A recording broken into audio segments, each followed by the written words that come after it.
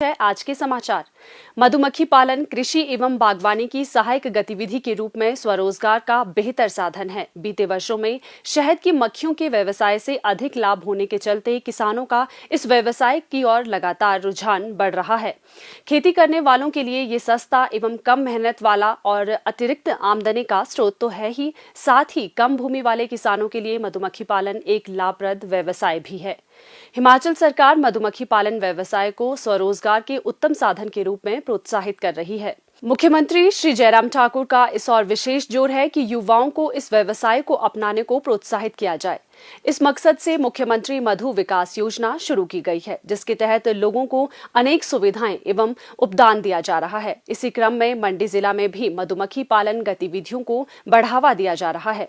मुख्यमंत्री मधु विकास योजना की मदद से शहद की मक्खियों के व्यवसाय में रोजगार की मिठास पाने वाले अनेकों युवाओं की तरह ही मंडी जिला की कोटली तहसील के सेहली गांव के मनोज कुमार ने भी इस योजना का लाभ लेकर सफलता की नई कहानी रची है।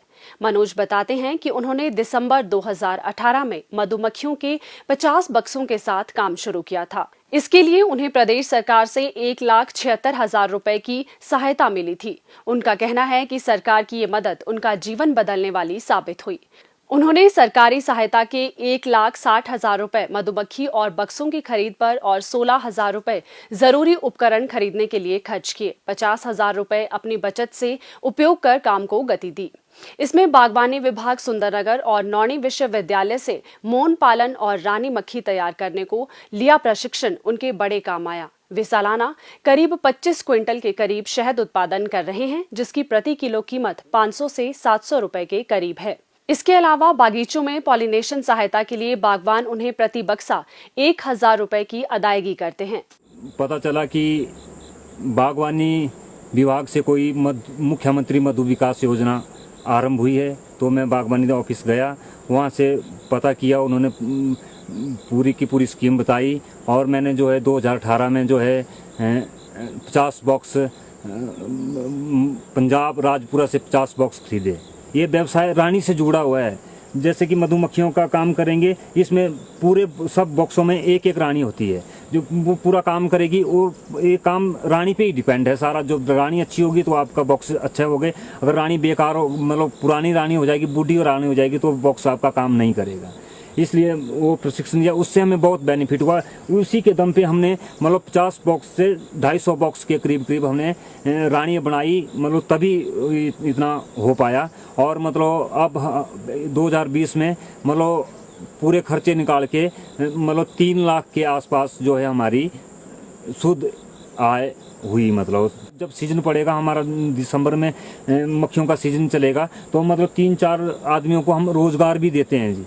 मैं मतलब जयराम ठाकुर जी का बहुत बहुत धन्यवाद करता हूं, जिन्होंने इतनी अच्छी स्कीम बेरोजगार जो पढ़े लिखे युवा हैं उनके लिए ये स्कीम शुरू की है। ये तो बहुत अच्छी स्कीम है। मैं बोलता हूं, नौकरी की तलाश में इधर उधर भटक रहे हैं, ऐसे घूम रहे हैं, जो ये गवर्नमेंट जो स्कीमें चला रही हैं उनके ऊपर ध्यान दें, तो मतलब जो है बेरोजगारी भी खत्म हो जाएगी और जो है और इनकम के साधन भी हो जाएंगे।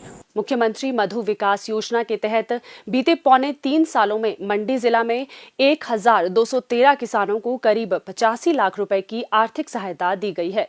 मुख्यमंत्री मधु विकास योजना के तहत मधुमक्खी पालक को 50 मधुमक्खी कॉलोनियों या यूनिट तक आर्थिक सहायता प्रदान की जाती है। इसके लिए 80% लागत राशि या 1,600 रुपए प्रति मधुमक्खी कॉलोनी दी जाती है।